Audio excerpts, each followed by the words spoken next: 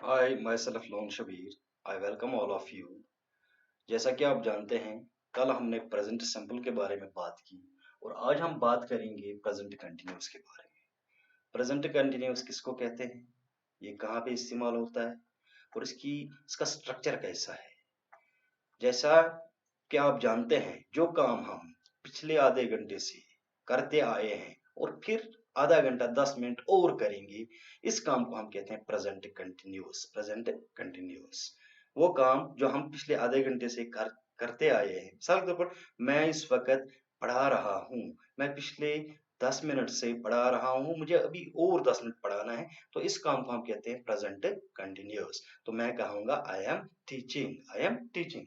तो present continuous, जैसा कि आप जानते हैं, हर किसी चीज की बुनियाद उसके रूल्स पे होती है और यहाँ पे भी हम एक रूल की बात करेंगे। प्रेजेंट कंटिन्यूस में कौन सा रूल अप्लाई होता है? प्रेजेंट कंटिन्यूस में सब्जेक्ट प्लस इज, एम और प्लस इंग फॉर्म, या हम कहेंगे प्रोग्रेसिव फॉर्म ऑफ वर्क।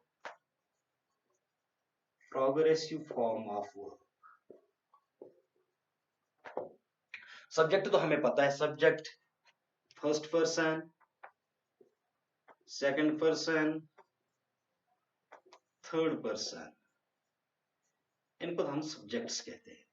और उसके बाद इज एम और लेकिन इज एम और को समझने से पहले हमें एक बात को समझना जरूरी है। बी जो है, बी भी एक वर्ब है, टू बी एक वर्ब है। और इसकी कितनी फॉर्म है? कहीं पे बी की जगह इज का इस्तेमाल होता है, कहीं पे एम, कहीं पे और, कहीं पे वाज, कहीं पे वायर, कहीं पे बीन। ये बी की जगह हम इस्तेमाल करते हैं। इसका मतलब बी जो है, इसकी 6 फॉर्म है, इसकी 6 फॉर्म है वर्ब में। और बी चेंज होता रहता है, कहीं पे इज लगाया जाता है बी की जगह, लेकिन असल में ये बी की फॉर्म है। इज भी बी की फॉर्म है, एम भी बी की फॉर्म है, और भी बी की फॉर्म है, वाज, वायर, बीइंग, ये सब फॉर्म है जो है ये बी की है। ये इसी की शक्ल चेंज होती जा रही है।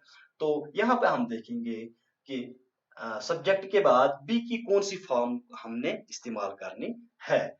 अगर हम और उसके बाद प्रोग्रेसिव फॉर्म, या जिसको हम कहते हैं इंग फॉर्म ऑफ वर्ब का इस्तेमाल कर। आई, यहाँ पे एक वर्ब हम लेते हैं प्ले, प्ले का हम इस्तेमाल करेंगे। I dash play, I dash play. यहाँ पे इज आएगा, एम आएगा या और आएगा। तो यहाँ पे हमने देखना है सब्जेक्ट कंप्लीमेंट का होना जरूरी है। आई इज प्ले, यहाँ पे कंप्लीमेंट नहीं होता है। आई और प्ले कंप्लीमेंट नहीं होता है।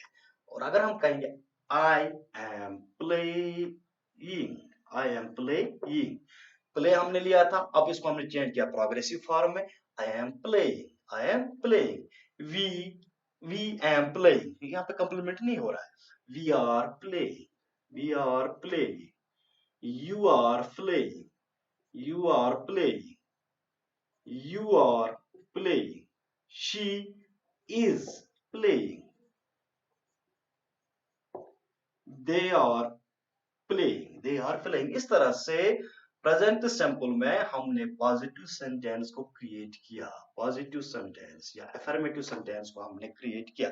इस तरह से हम प्रेजेंट सिंपल में पॉजिटिव सेंटेंस बना सकते हैं। और हमें रूल का ख्याल रखना है, रूल को जहन में रखना है। इसका स्ट्रक्चर क्या है? इसका स्ट्रक्चर है सब्जेक्ट प्लस इज, एम और प्लस इंग फॉर्म ऑफ वर्ब। इतना ही हमें जहन में रखना है। तो हमने पॉजिटिव सेंटेंस बनाया। अब इस पॉजिटिव सेंटेंस को हम चेंज करते हैं नेगेटिव सेंटेंस में, नेगेटिव में चेंज करेंगे।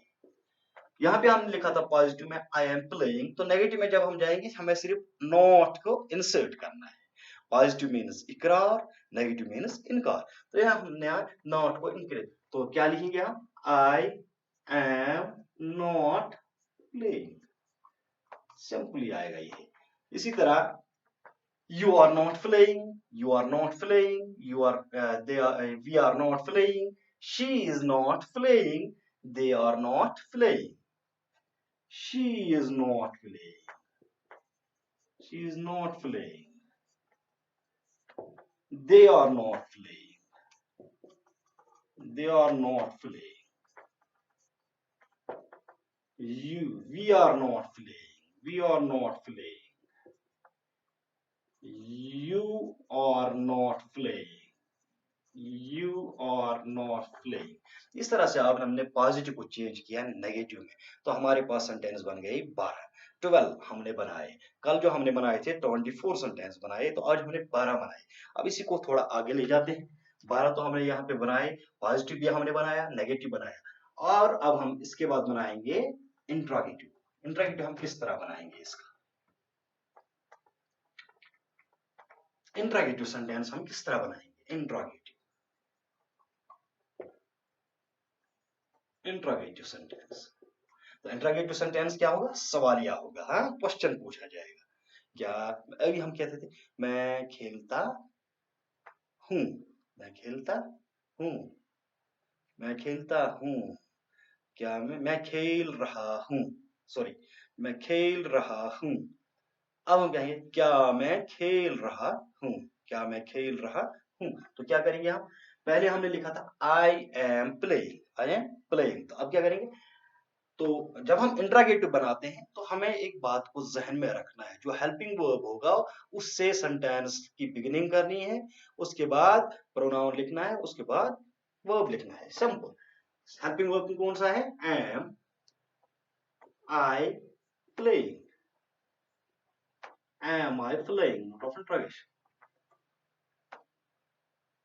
और वी प्लेइंग, और वी प्लेइंग।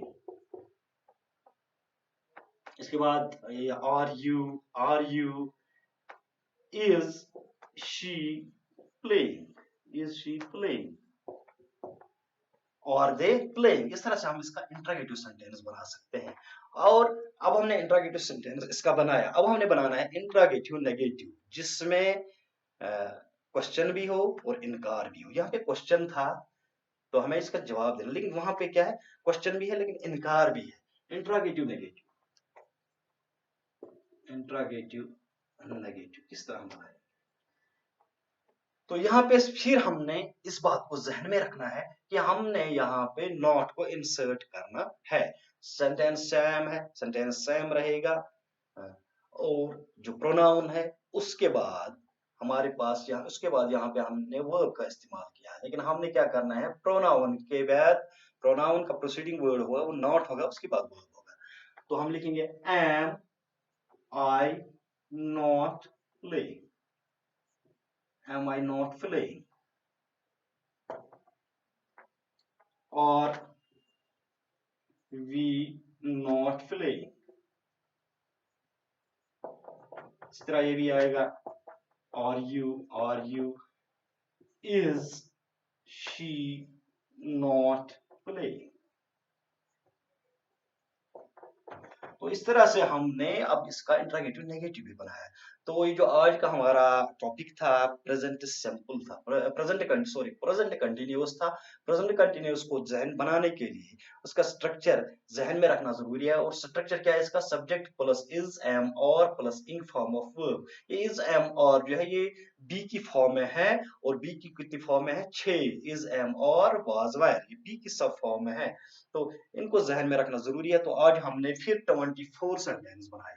कल का जो वीडियो था उसमें हमने प्रेजेंट सिंपल पे 24 बनाए थे सेंटेंस, तो आज हमने प्रेजेंट कंटिन्यूअस में 24 और बनाए, तो हमारे पास सेंटेंस का जो जखीरा हुआ दैट इज 48 सेंटेंस हमने 2 लेक्चर्स में बनाए, 2 वीडियोस में हमने 48 सेंटेंस बनाए। तो आप हमारा वीडियो देखते रहिएगा। अगर आज या अगर कल का किसी नहीं देखा वो कल का भी देखे और आज का भी देखे। तो कल हम फिर आएंगे एक और टेंस के साथ, दैट इज प्रेजेंट परफेक्ट। तो थैंक यू, अपना ख्याल रखिएगा, गुड बाय।